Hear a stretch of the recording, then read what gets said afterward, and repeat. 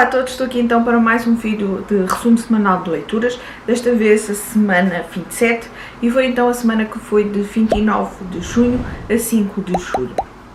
Uma vez mais, todos os livros que eu vou falar aqui já têm a opinião escrita no blog, porque eu vou tentar aqui não me alongar muito para o vídeo não ficar muito longo, portanto passem pelo blog se quiserem saber um bocadinho mais. Iniciei então as minhas leituras com A Mão do Diabo, do José Rodrigues dos Santos. Este é o 6º volume da saga Tomás de Noronha e é um livro cujo tema está muito marcado então pelo ano em que o livro foi publicado. O livro foi publicado em 2012 e nós, não só Portugal, mas a Europa e o mundo também, estávamos a viver uma grave crise económica e financeira. E o livro retrata isso e é essencialmente isso, a crise económica e financeira. O Tomás Noronha fez então aqui, tal como muitos outros portugueses, eu incluída no ano de 2012, fez-se desempregado e, portanto, nós vamos então aqui acompanhando estas dificuldades. É um livro que, à data, estava muito atual e nós vamos então aqui acompanhando de forma relativamente simples todas estas explicações dadas aqui pelo Tomás. Ele explica muito bem aqui, então, aqui este processo da crise, o que é que levou então à crise económica, a questão do euro, portanto, isto está aqui, é o tema do livro. Eu senti, pronto, eu também sou um bocadinho da área, eu tirei gestão, portanto, estou muito mais familiarizada aqui com os termos, mas eu achei que todas estas explicações estavam relativamente simples e relativamente acessíveis para toda a gente. Senti foi que o livro se focava então muito nessa crise, nessas explicações e em termos da ação deixava aqui um bocadinho a deixar. Senti que não tinha muita ação, que na parte final é que então acaba por estar aqui mais, ter um bocadinho mais de ritmo, porque depois lá está, a história gira muito à história à volta disto, da crise económica. Eu não sou também particularmente fã do Tomás Noronha, o personagem irrita-me um bocadinho, tem sempre aquele ar de garanhão, Dom Juan e portanto não sou particularmente fã, mas ainda assim dei 3 estrelas, leu-se muito bem. Depois li também para o meu projeto de literatura Margarida Espantada, de Rodrigo Guedes de Carvalho. Eu vou deixar por aqui a capa que é mais fácil. É um livro que eu tinha muita curiosidade. Eu li o Caça Quieta há uns anos, não tinha ficado propriamente fã, mas eu ouvi muito boas opiniões deste livro e quis lhe dar uma oportunidade. É a história essencialmente de 4 irmãos. Eles têm nomes muito que não jogam normalmente o primeiro nome com o segundo nome. Joana, Ofélia, este foi o que me ficou mais, mas são todas as personagens, não só os irmãos, mas todas as outras personagens têm nomes que não jogam e isso para mim foi uma dificuldade. A narrativa vamos então também alternando entre tempo presente e tempo passado e nós vamos conhecendo então a vida destes 4 irmãos, a vida dos seus pais. Acaba por ser então um livro muito fechado, uma história muito fechada em torno destas personagens, desta família. Mas que o livro é muito pequeno, o livro tem cerca de 200 páginas, mas o Rodrigo Guedes Carvalho aborda temas também muito importantes e que tornam aqui este livro pequeno, mas com uma história muito dura. Temos violência doméstica, temos problemas de autismo, temos abusos e, portanto, é uma história aqui, temos também problemas mentais e, portanto, é uma história que não é, apesar do livro ser pequeno, não é uma história fácil de digerirmos. Eu gostei, eu vou dar 4 estrelas, não fiquei totalmente aqui apaixonada pela escrita, totalmente apaixonada aqui, porque senti, lá está, alguma dificuldade em me conseguir relacionar então aqui com a história, muito se calhar à partida aqui por esta dificuldade de nomes, mas ainda assim 4 estrelas e foi uma boa leitura. Depois li O Teu Nome é uma Promessa, de Deborah Smith, um livro que me foi gentilmente cedido pela Porta Editora, a quem eu muito agradeço. E este aqui é um romance romântico, mas é um romance romântico com camadas. Os nossos protagonistas são Artemas e Lily e a história inicia logo com uma tragédia que nós percebemos que vai abalar então aqui as duas famílias, porque Artemas e Lily são de 2 famílias que têm aqui uma ligação forte também em termos de passado. Artemas teve presente no nascimento de Lily, ele tinha apenas 6, 7 anos, quando ajudou a mãe de Lily então no parto, era a única pessoa presente e acabou ele por lhe dar o nome. E também na altura do parto fez então a promessa de que estariam sempre ligados, teriam sempre uma ligação entre eles e que seriam sempre um do outro. E o Artemas tem uma família que ele, logo desde muito jovem, que acaba então por ser o apoio dos irmãos mais novos e que é ele que dá o bom nome, traz outra vez o bom nome e para os negócios da família e o bom nome da família.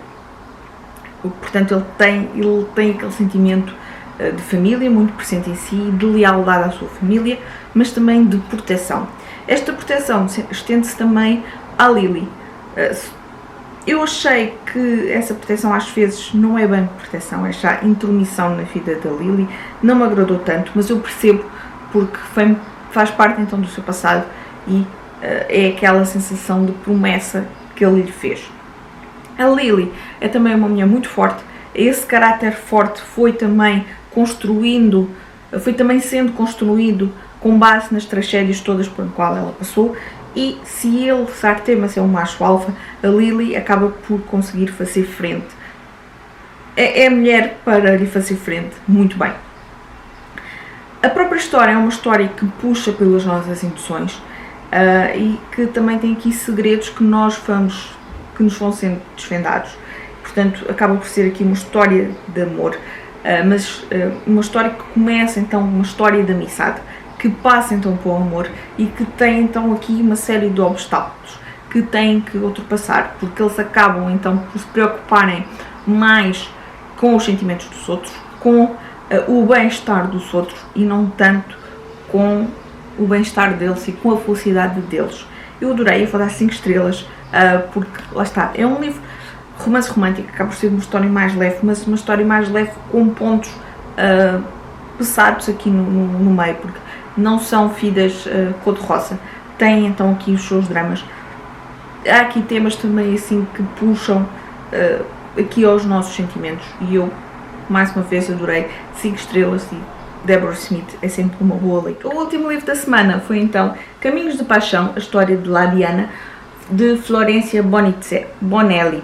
Um livro que também me foi sugerido pela Porta Editora, a quem também agradeço, e foi então aqui a minha estreia com a autora.